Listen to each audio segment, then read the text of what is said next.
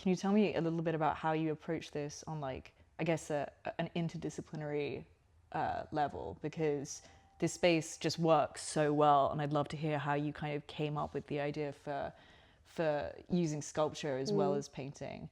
Because there's also this fantastic papier-mâché cage, which is writing on the bottom, and we have a swing made out of bras, and the seat is made out of a horse bone, which says "We all die alone" on it. I mean, it's just so many.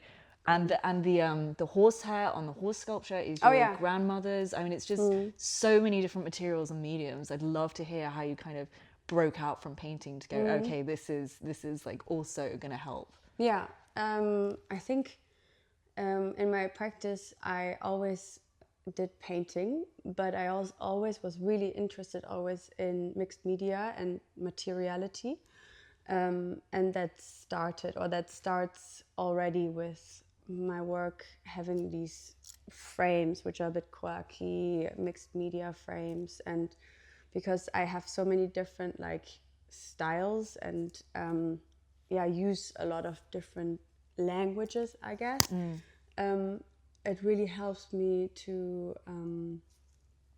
bring them all together when I use a lot of this mixed media framing, or break a bit loose from the painting subject. And I just really love materiality. So I think when I saw the space, I felt like it was a pity not to do any sculpture, because it's, you know, it's like an old warehouse loft, and you know, you have to do something with it. The like capital O object needs to be included. So I wanted to do works, wall-based works, but also from very early on when I saw the space, I knew I wanted to do sculpture. And you know, the bed was here because this is where the curator sleeps, and I asked her to integrate it, and she had no problem with it. She was like, go wild. Generally that was really fun, the process of making the show, because it was, you know, I could do whatever I wanted to do with the space, and that was very freeing. So I kind of displayed a form of fantasy childhood room with a swing and the bed and the rocking horse and a cage, like a nursery. Yeah, a bit like also like, you know how as a child you do like pillow fighting. Yes, so there's feathers like, all over the floor, which also relates to the cage. Exactly. This idea. Actually, birds are a really big motif. You have these gorgeous like little pieces along the wall here. Here's one as well. Oh yeah, there's one.